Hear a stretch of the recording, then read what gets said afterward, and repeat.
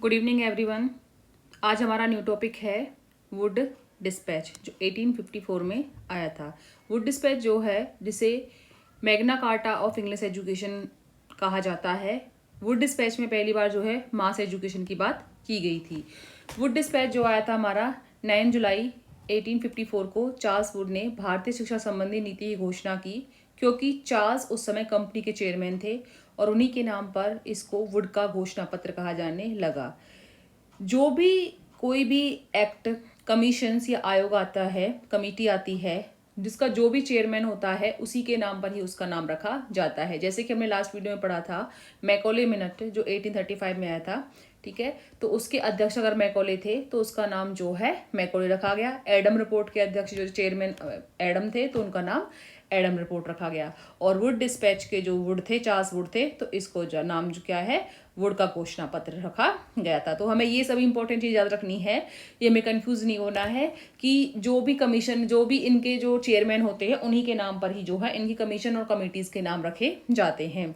ठीक है, इसमें जो है शिक्षा की नीति, शिक्षा व्यवस्था के पुनर्निरीक्षण और शैक्षणिक पुनर्निर्माण हेतु एक दीर्घकालीन नीति को सूचीबद्ध किया गया था कि किस तरह से आप जो है, जो हमारे एजुकेशन सिस्टम है उसको रिस्ट्रक्ट कर सकते हो, किस तरह से आप उससे जो है रिओरिएंट कर सकते हो फॉर द लॉन्ग टाइम्स के लिए। ठीक है, इसलिए इसे अंग्रेजी शिक्षा का मताधिकार पत्र भी कहा जाता है। इसमें अराउंड जो है हमारे 100 अनुच्छेद थे, जिसमें इसे कुछ इंपॉर्टेंट जो एस्पेक्ट भी थे, जैसे इन्होंने एजुकेशन डेवलपमेंट की बात की थी, किस तरह आप एजुकेशन को डेवलप कर सकते हो, किस तरह आप उसको एडमिनिस्टर कर सकते हो, सुचारू रूप से चला सकते हो, और किस तरह से आप एजुकेशन से रिलेटेड नई नई पॉलिसीज को ला सकते हो। तो ये कुछ 3 इसके मेन एस्पेक्ट्स थे हमारे वुड डिस्पैच के।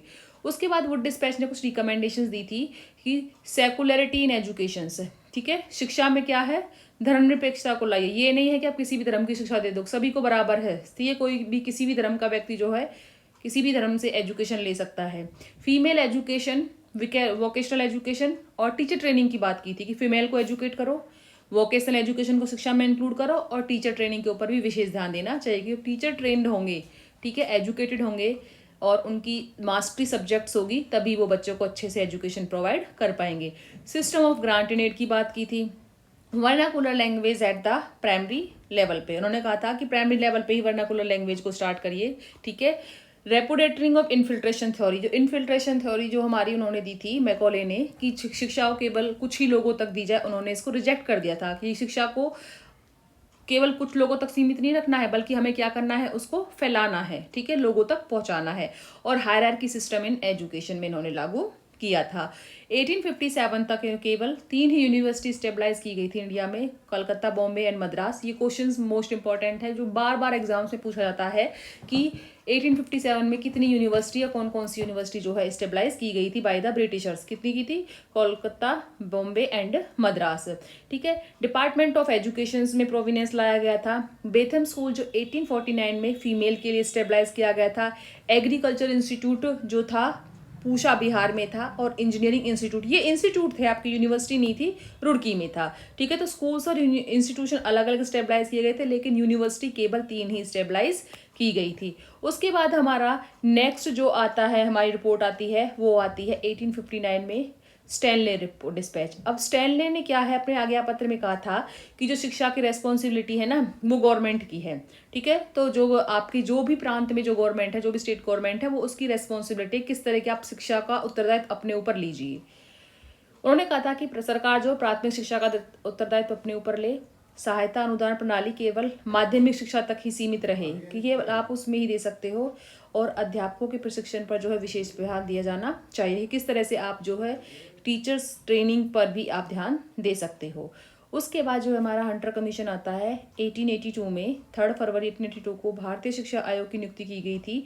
जैसा कि मैंने अभी बताया कि जो भी कमीशंस के जो अध्यक्ष होते हैं उन्हीं के नाम पर उस कमीशन का नाम रख दिया जाता है। तो हंटर कमीशन के जो अध्यक्ष थे वो विलियम हंटर थे, और इसी के नाम पर ही इस कमीशन का नाम हंटर कमीशन पड़ गया था।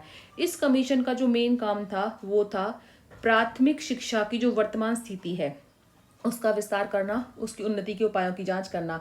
हंटर कमीशन का जो प्राइमरी ऑब्जेक्ट है वो है प्राथमिक शिक्षा में इम्प्रूवमेंट लाना। जो मेन क्वेश्चन जो हमारा बनता है एग्जाम पर्पज से, जो एग्जाम्स में आते हैं कि हंटर कमीशन कब आया था, 1882 में आया था, और किसके लिए बनाया गया था, focus on the primary education. उसके बाद इसकी कुछ रिकमेंडेशंस थी। Primary and secondary education, special core extension and improvement of education by state, कि राज्य के द्वारा जो है किस तरह से शिक्षा में जो क्या क्या इम्प्रूव किया जा सकता है। ट्रांसफर ऑफ कंट्रोल जो है, ट्रांसफर ऑफ कंट्रोल किसके हाथ में होना चाहिए, डिस्ट्रिक्ट और म्यूनिसिपल कमेटी के बीच में। हाई स्कूल में आप लिटरेचर, वोकेशनल कैरियर, इस तरह की आप व्यवस्था करें कि लोगों को यहाँ पे जो है वोकेशनल कैरियर की भी जानकारी मिले। इनएडिक्वेट facility for female education specially outside the presidency towns, ठीक है। उन्होंने कहा था कि जो भी शहर से बाहर रह रहे हैं, प्रेसिडेंसी टाउन से जो बाहर रहते हैं, वहाँ पर फीमेल्स को जो है आप पर्याप्त जो है सुविधा दीजिए, जिससे कि फीमेल एजुकेशन को आगे बढ़ाया जाए।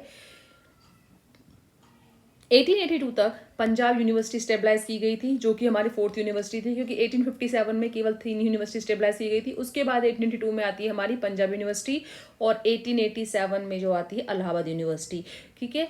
1913 तक केवल इंडिया के अंदर 5 ही यूनिवर्सिटी स्टेबलाइज की गई थी। जो कई बार क्वेश्चन से पूछा जाता है कि पंजाब यूनिवर्सिटी कब स्टेबलाइज की थी, इलाहाबाद यूनिवर्सिटी कब स्टेबलाइज गई थी, और जो है 1913 तक कितनी टोटल यूनिवर्सिटी जो है एग्जाम्स में मतलब इंडिया के अंदर जो है स्टेबलाइज की गई थी, तो कितनी की गई थी, 5 की गई थी। ये जितने भी मैं आपको कमीशंस करा रही हूँ, ये सब एग्जाम ओरिएंटेड हैं, जो आपके यूपीएचसीएससी, यूपीजीडीसी या नेट एजुकेशन के पर्पज से जो भी एजुकेशन का आपका एग्जाम है उसके लिए मोस्ट बेनिफिशियल एग्जाम्स हैं। ये मेरे खुद के हैंड रिटन नोट्स हैं, ठीक है। ये मैं कहीं से कॉपी पेस्ट नहीं किए हुए हैं, कहीं से कॉपी पेस्ट, मैं खुद के अपनी प्रिपरेशन जो मैं करती थी या कर रही हूँ उसी के बनाए हुए नोट्स हैं। तो आप सभी को मैं एक मोस्ट ओरिएंटेड कंटेंट प्रोवाइड करने की कोशिश कर रही हूँ। अगर आपको पसंद आए तो please share with your friends, likes. Thank you.